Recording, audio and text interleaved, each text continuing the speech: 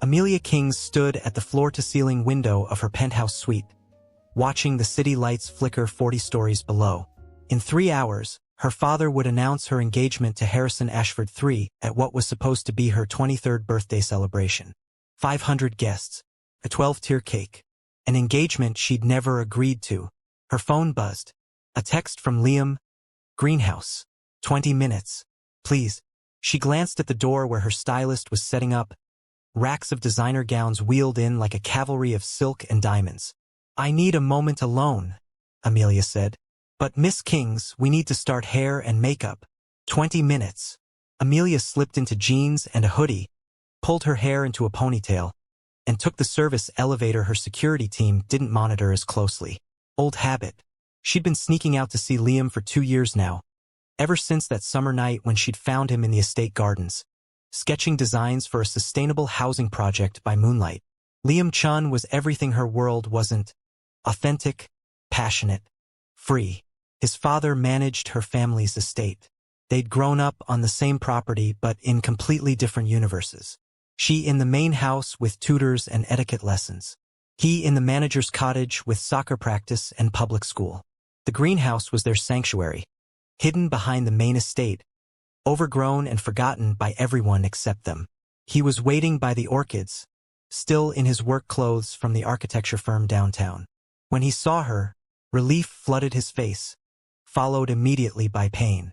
Tell me it's not true, he said. Tell me your father isn't actually doing this. Amelia's throat tightened. I found out this morning. He called me into his office and told me it was decided. Harrison Ashford. The wedding is in 1 year. Just like that? He can't just... Liam's hands clenched into fists.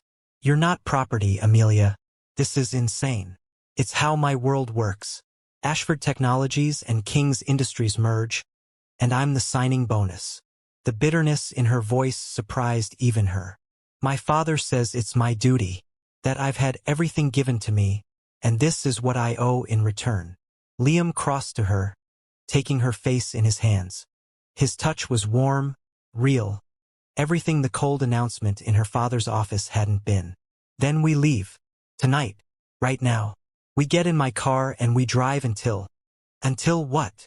Amelia pulled back, wrapping her arms around herself. Until your family loses their home? Their income? My father made it very clear what happens if I embarrass him. Your parents, Liam, your little sister's college fund. He'll destroy everything.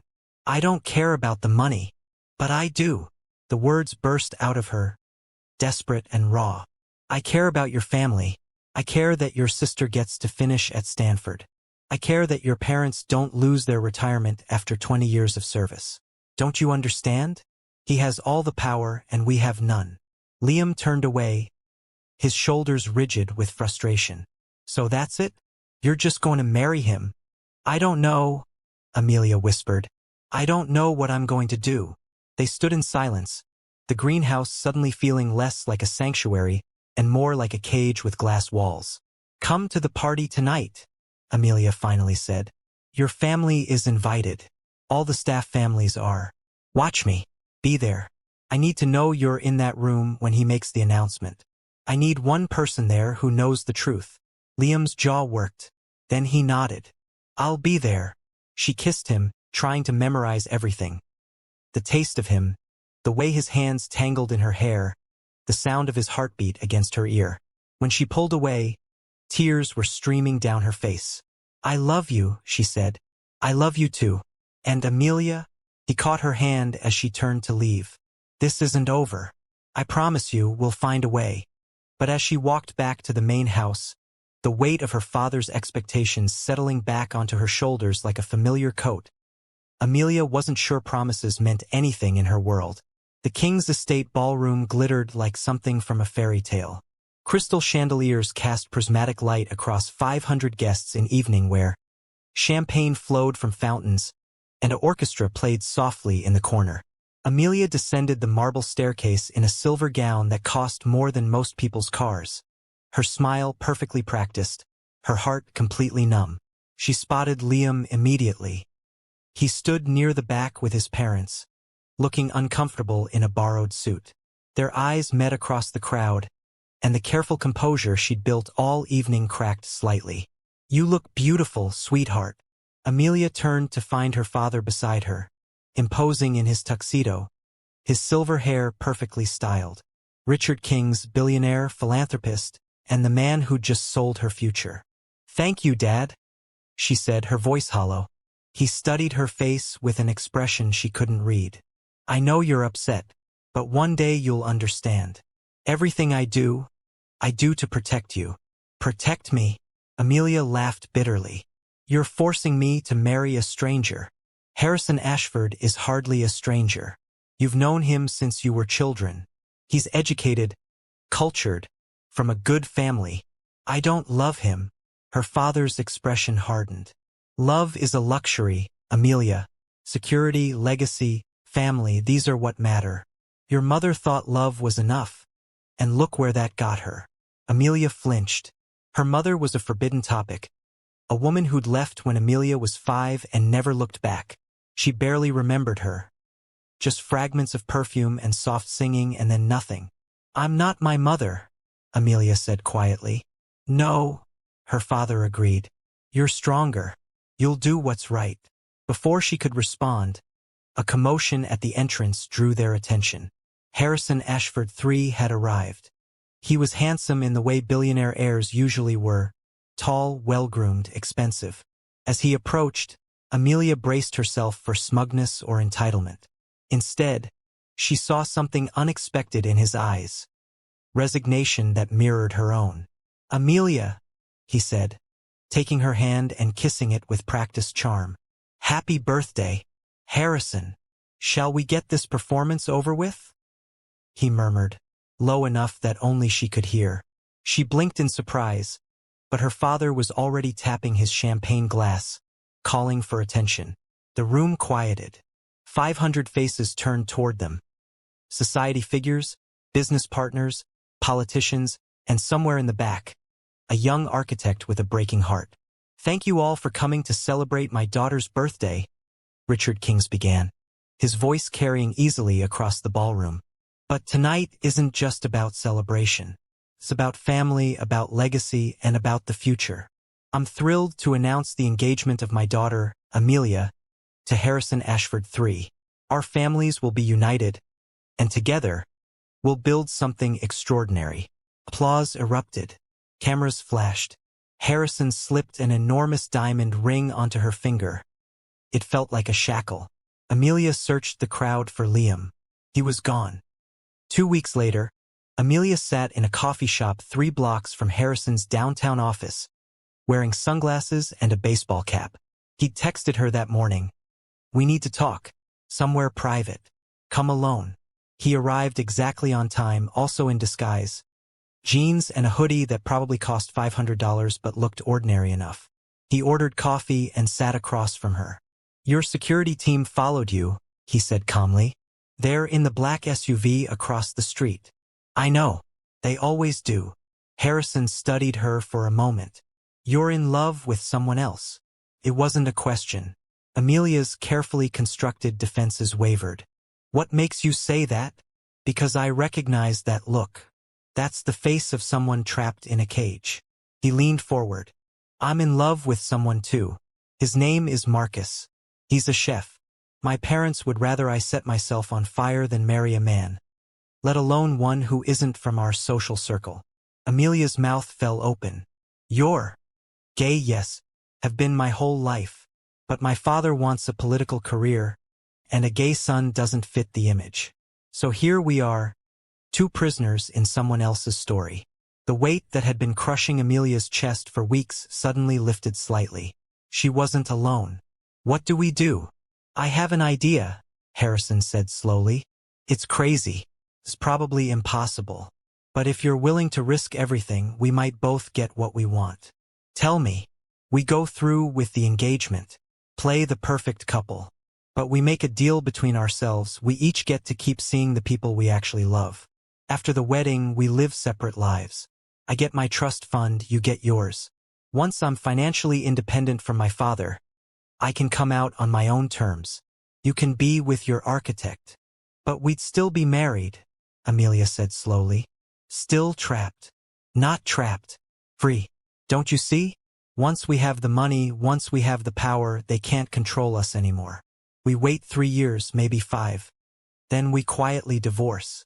By then, my father's political aspirations will have played out, your father will have his merger. We'll have done our duty, and we'll be free to live our real lives. It was clever, cold, calculated, and completely insane. My father threatened Liam's family. If I don't go through with this. Your father threatened them if you ran away with Liam, Harrison corrected. But if you marry me, if you play the dutiful daughter, there's no reason to punish anyone. In fact, I can make sure Liam gets opportunities. My company is funding a huge sustainable development project. We could use an environmental architect.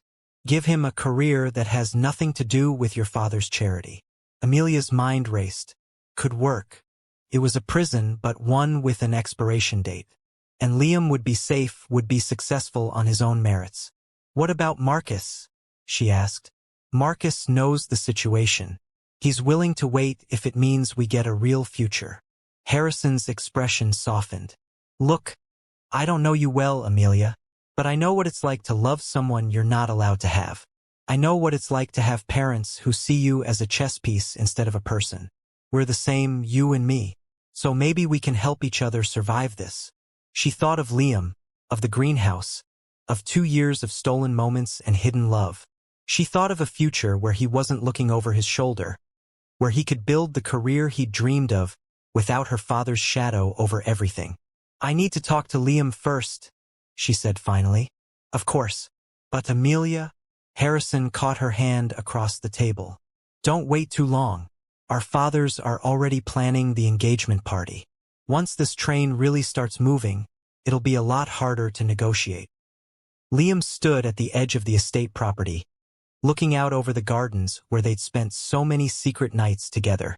Amelia had texted him, "Meet me at the old gazebo. Midnight. I have a plan." Hope and dread warred in his chest. For 2 weeks he'd barely slept, barely eaten. He'd thrown himself into work, but every design he drew seemed hollow without the future he'd imagined with Amelia in it. He heard her footsteps on the stone path before he saw her.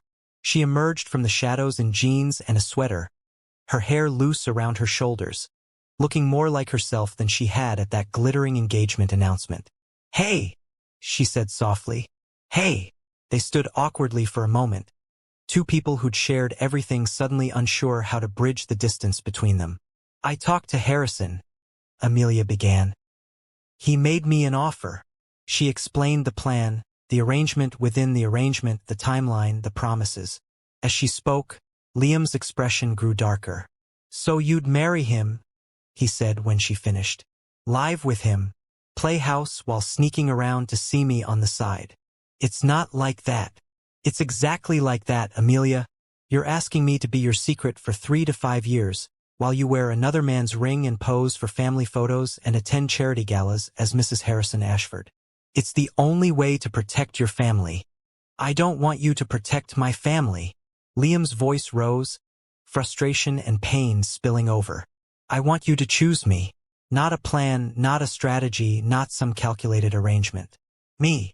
I am choosing you," Amelia insisted, tears starting to fall. "Don't you understand?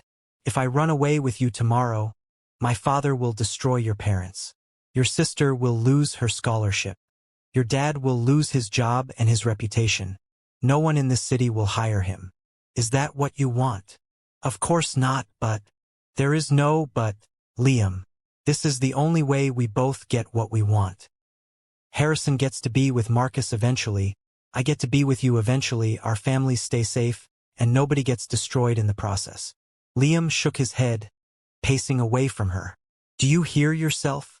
Eventually. 3 to 5 years. What if something changes? What if Harrison falls in love with you? What if you realize it's easier to just stay in that world? That won't happen. You don't know that." He turned back to her, and the anguish in his face broke her heart. "What if I can't do it, Amelia? What if I can't watch you marry someone else, even if I know the truth? What if I can't be your secret while you're his wife? The words hung between them like a chasm neither could cross. "Then what do you want me to do?" Amelia whispered. "Tell me, Liam. Give me another option that doesn't hurt the people I love." He couldn't. They both knew it. He crossed to her, pulling her into his arms, and they held each other as they both cried. For the unfairness of it all. For the love that should have been simple but wasn't. For the future they dreamed of that kept slipping further away. "I love you," Liam said into her hair. "I love you so much it's killing me. I love you too. Please, Liam. Please say you'll wait. Say we can survive this." He pulled back, looking into her eyes. She saw the exact moment he made his decision. Saw the resignation settle over him like armor. "I'll wait," he said. "But Amelia, I need you to promise me something. Anything. Promise me that no matter how comfortable that life becomes, no matter how much easier it is to stay, you'll remember this. Remember us. Remember that you're doing this so we can be together. Not so you can forget me." "I could never forget you," she said fiercely. "Never." He kissed her then, desperate and deep, trying to pour 3 to 5 years of love into a single moment. "One more thing," he said when they broke apart. "I'm taking the job with Harrison's company, the Sustainable Development Project. I need to build something for myself, something that isn't connected to your father's charity or pity. When we're finally together, I need to come to you as an equal, not as the estate manager's son who got lucky." Pride and love swelled in Amelia's chest. "You've always been my equal, Liam Chun. Then let me prove it to the rest of the world." The wedding was everything a billionaire's daughter's wedding should be. Lavish, elegant, photographed for every major magazine. Amelia walked down the aisle in a Vera Wang gown, her smile perfect, her heart elsewhere. Liam wasn't there. They'd agreed it would be too painful. Instead, he was 3,000 miles away at a construction site, breaking ground on his first major project. The ceremony was a blur. The reception, more so. She danced with Harrison, smiled for cameras, accepted congratulations from people who had no idea they were watching an elaborate performance. Only once did her composure slip, when an elderly woman, a friend of her father's, squeezed her hand and whispered, "Your mother would be so proud." Amelia had never thought about her mother on her wedding day. Now the absence felt sharp. A wound she'd thought had healed suddenly bleeding again. What would her mother think of this arrangement? Would she understand? Or would she be disappointed that Amelia hadn't run like she had? The honeymoon was 2 weeks in the Maldives. Separate rooms in an overwater villa.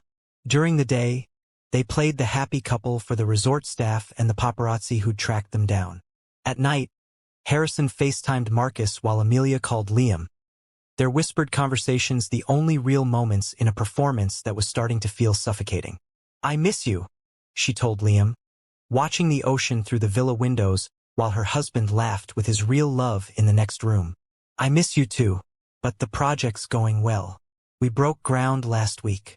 I'm designing something real, Amelia, something that matters." "Tell me about it," she said, hungry for anything authentic. He did, his voice growing animated as he described the sustainable housing complex, the green roofs and solar panels and community gardens. She closed her eyes and pictured him there, doing what he loved, building the future he dreamed of. 3 years, she whispered when he'd finished. "We can survive 3 years. 3 years, he echoed. "I love you, Amelia Ashford." The name felt wrong, but she swallowed her discomfort. "I love you too." The first year was the hardest. Amelia and Harrison settled into their roles with practiced ease, attending charity galas, hosting dinner parties, playing the power couple for the cameras. Behind closed doors, they lived separate lives. Harrison bought a penthouse for Marcus under an LLC, while Amelia met Liam in the greenhouse whenever she could slip away from her security detail. But the longer it went on, the more complicated it became. One night, 18 months into the marriage, everything changed. Amelia arrived at the greenhouse to find Liam already waiting, but something was different. His expression was guarded, his body language closed off. "What's wrong?" she asked immediately. "I got offered a position in Singapore," he said without preamble. A major firm wants me to lead their Sustainable Development Division for Southeast Asia. It's a 2-year contract, maybe more. Amelia's stomach dropped. Singapore. That's halfway around the world. I know. You can't go. We only have a year and a half left. Amelia, I can't keep doing this. The words burst out of him, raw and desperate. I can't keep being your secret. I can't keep watching you play house with Harrison while I pretend I'm okay with it. This job, it's a chance to build something away from all of this. Away from your father's shadow. Away from this. He gestured helplessly at the greenhouse, at them. This half-life we're living. It's not a half-life, Amelia protested, even though the words felt hollow. We're surviving. We're protecting the people we love. Are we? Or are we just slowly killing ourselves? Liam ran his hands through his hair, anguished. When's the last time you laughed? Really laughed? Not that fake smile you put on for the cameras. She couldn't answer. He was right, and they both knew it. I love you, Liam continued, his voice breaking. I will always love you. But I can't be the person you call at midnight while you're sleeping in Harrison's house. I can't be the person you sneak around to see like I'm something shameful. You're not shameful. Then why are we hiding? He challenged. Why are we still playing by your father's rules? Because the alternative is freedom, Amelia. The alternative is freedom. The word hung between them, both terrifying and seductive. Before Amelia could respond, her phone rang. Harrison's name flashed on the screen. She almost declined, but something in her gut told her to answer. Amelia, where are you? Harrison's voice was tight with controlled panic. The greenhouse. Why? Your father had a stroke. He's at Mount Sinai. It's bad. Richard Kings looked small in the hospital bed, machines beeping around him. His usually commanding presence diminished by tubes and wires. The doctors said he'd survive, but recovery would be long. He'd need to step back from the company, from the control that had defined his entire life. Amelia sat beside him, holding his hand, feeling a complicated tangle of emotions. Anger, love, resentment, fear. His eyes fluttered open. Amelia, I'm here, Dad. He tried to sit up, grimacing with pain. She gently pressed him back down. Don't. You need to rest. No time, he rasped. Need to tell you. Before I couldn't. Tell me what? Your mother. He swallowed hard, his eyes shining with unshed tears. She didn't leave because she didn't love you. She left because of me. Amelia's breath caught. What? I was like your grandfather, Richard continued, each word seeming to cost him. Controlling. Demanding. She wanted to be an artist, wanted freedom. I thought I was protecting her, protecting our family. But I was suffocating her. She begged me to let her breathe, to let her be herself. I refused. So she left. You told me she abandoned us. Elite. Tears slipped down his weathered cheeks. I lied because I was ashamed. She didn't abandon you, sweetheart. She left me, and she's been trying to see you for 18 years. I wouldn't allow it. The world tilted. Everything Amelia thought she knew about her mother, about her father, about their family was a lie. She's alive? She wanted to see me? Richard nodded weakly. She lives in New Mexico. She's a painter. She's been writing you letters. I never gave them to you. They're in a box in my study. Locked drawer, left side of the desk. Amelia stood up, her whole body shaking. You kept my mother from me for 18 years because you couldn't admit you were wrong? I thought I was protecting you. You thought you were protecting yourself. The words exploded out of her. 2 decades of suppressed pain and longing suddenly erupting. You made me believe she didn't want me. Do you have any idea what that did to me? I'm sorry. Sorry? You're sorry. Amelia laughed bitterly. You forced me to marry Harrison because you couldn't stand to lose control. You threatened Liam's family. You built my entire life around your need for power and legacy. And now you tell me it was all because you drove away the one person who tried to break free. Richard's heart monitor beeped faster, the machines registering his distress. A nurse rushed in, but Amelia was already walking toward the door. "Amelia, please." She turned back, and her father flinched at the look on her face. "I've spent my whole life trying to be the daughter you wanted. The perfect daughter. The obedient daughter. But you know what? Mom was right to leave. And I should have left too." She walked out of the room, out of the hospital, past Harrison, who was waiting in the lobby with concern on his face. She walked and walked until she found herself back at the estate, in her father's study, opening that locked drawer. Inside was a box. Inside the box were hundreds of letters, each one addressed to her in elegant handwriting. Years and years of letters. Birthday cards. Drawings. Photos of a smiling woman with paint-stained hands and Amelia's eyes. She sat on the floor and read them all, crying, laughing, grieving for the relationship she'd never had the chance to know. The last letter was dated just 3 weeks ago. "My dearest Amelia, I know you may never read this, but I write anyway, hoping that one day your father will change his mind. You're getting married soon. I saw it in the society pages.